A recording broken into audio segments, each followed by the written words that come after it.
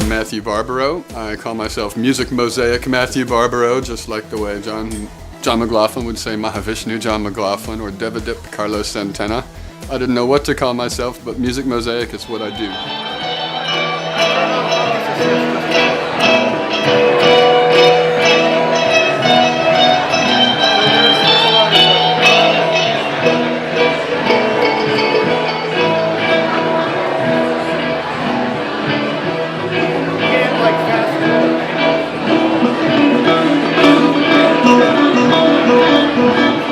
Hypnotic in nature because I use digital delays that repeat the notes that I play, and then they play back what I play, and so it's a call and response thing, and I work together with my machines to try to create a harmonious rhythm, and then I channel the energy of the room, of my energy and everybody's energy that kind of combines. I'm kind of empathic, so I'll feel the vibrations and I play according to who's there and how they're feeling and the vibrations they're sending me.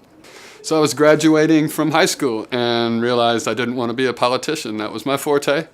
I went to Close-Up United Nations, Model United Nations. I won awards for that. I was a valedictorian, and I could not see myself in Congress or anything, or being a lobbyist or being a lawyer and lying every time I opened my mouth, and eating terribly and getting overweight and wearing polyester and greasing my hair back and all that stuff. And so I decided that I would look to music to finally see if it was something I'd like to do. I saw people like Bono going to South America trying to get people's families back who had been captured by the government, and he didn't have to do that. He really took his celebrity and he used it for something political and something good, something positive. And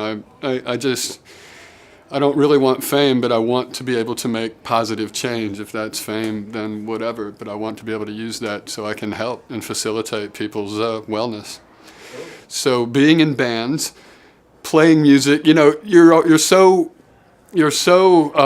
held at bay by what other people want when you're in a band. You have to play what the promoter wants, what the producer wants, what a record company wants.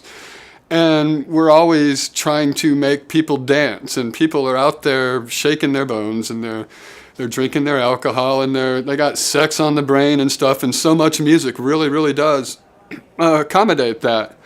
But that just felt a little bit empty and a little bit shallow, and so many people do it so well, and I seem to have this knack. I would play with myself in my digital delays, because basically I saw Steve Morris do it from the Dixie Dregs a long time ago. Asked him what delays that he had, because they sound just supreme, and he told me, and they cost $1,000 each. So I bought one, and a couple weeks later I saved up the money and bought another one, and I used those I've had those for 20 plus years, and I used those to play with myself, and I get a nice rhythm going, I put it on hold, and I play to it. And that gets me I'm playing in time, so it's like a metronome, and I get to stay in key, so it's so much easier than making a guitar player play a 3-second riff for 25 minutes for you. They're not going to do that. No one will do that. So it was a practice tool at first, and then I realized this is kind of hypnotic, and I noticed I would trance my friends out accidentally because they would come over to hang out, and I would be playing, and I wouldn't quit until I was finished with my piece. So I would have to wake them up on the couch and say, "Hey, where have you been?" And I realized this doesn't just trance me out; it actually trances others out. And I used to use it just to calm down so I could go to sleep at night. And 20 years later, now I'm trying to take it professionally. I've done everything I can to raise the money to do it professionally, but the economy is just crazy. So seeking investors is really what I'm doing. And basically the only way to do that is play them every day, make myself as good as I can, but I really need to play for others so I can get testimonials, so people can understand this, because until you can show them a philosophy or a concept, really doesn't mean much.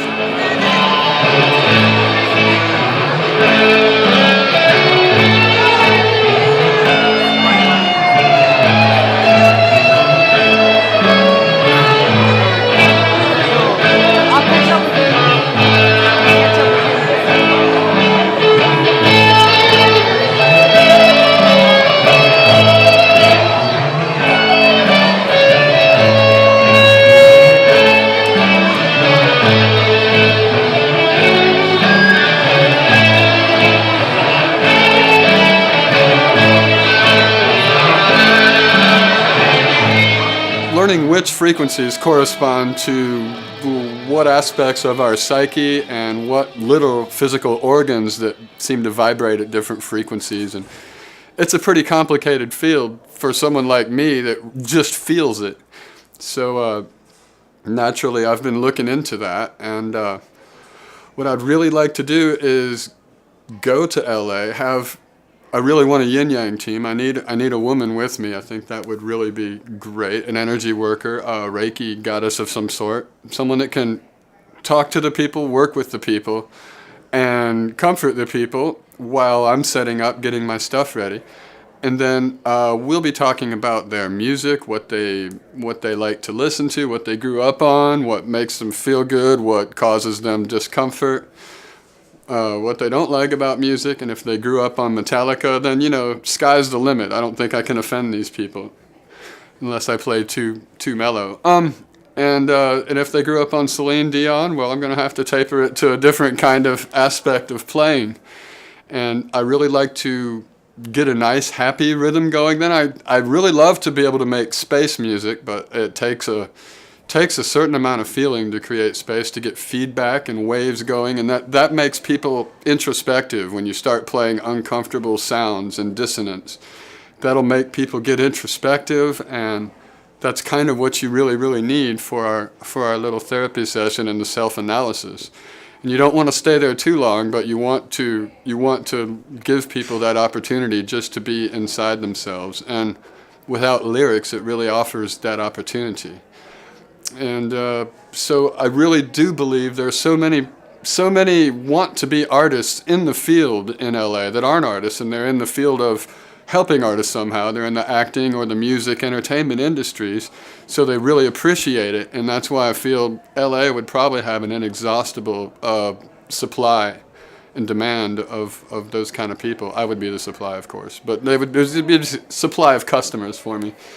And that opportunity would just be beautiful, and I would love to use that money that I would make from that to fund a world music project and take an interactive musical educational troupe, like a circus, kind of like what this is, across the country. And people in small towns everywhere would love to see us all show up and do our musical thing, and there would be audience interaction with everything. And so I'm always about teaching people and getting people to their center and getting people to their wellness. People ask me if I meditate, and it is very hard for me to meditate. So you can probably tell the way I'm rambling here, but whenever I start playing, that's when my meditation happens, and I can feel physiological things start happening in me right away, and it seems to be a very positive thing for me. It's what's kept me really thrilled and happy, because we have to do what it is that we love. It's taken me many years I can do anything well, but will I be happy? And playing music and to receptive people and seeing change, one-on-one interaction is really where it's at. It's nice to get across to millions of people, but when you can connect one-on-one, that's what fulfills your heart.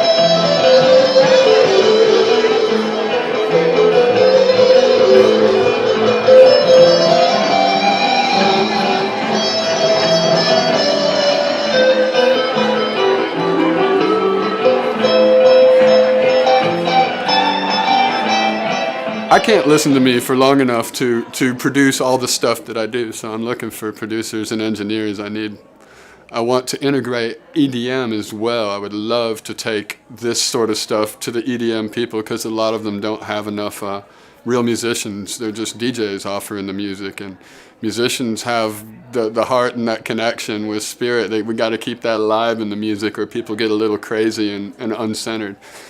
And I really love the scene. I love glittery things and sparkly stuff and people dancing with poi, but we gotta have We got to have some real sounds and real music happening there within it. And so hopefully, Pretty Lights is doing that sort of thing. Hopefully I'll be able to manage to get some real music in, and you won't even know when the DJ quits playing the music. We'll be so tight together because I think they're using samples that musicians all play anyway, so we should be able to work that out. All music is a fusion. I have learned that, and I'm a fusion baby, so I love people that are authentic with whatever it is they do, but every music genre was once a fusion. It was a combination of 3 or 4 other kinds of music, and then it becomes the standard, and then people move on from that, and they use that to create some other fusion, and it just never stops. So always wondering what the next big thing will be, and you can't ever really predict it.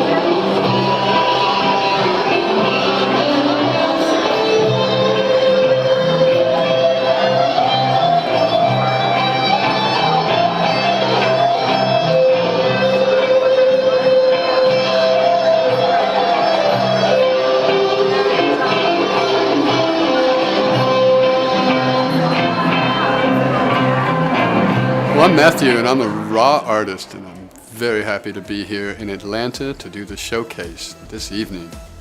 Thank you so much for having me. Namaste.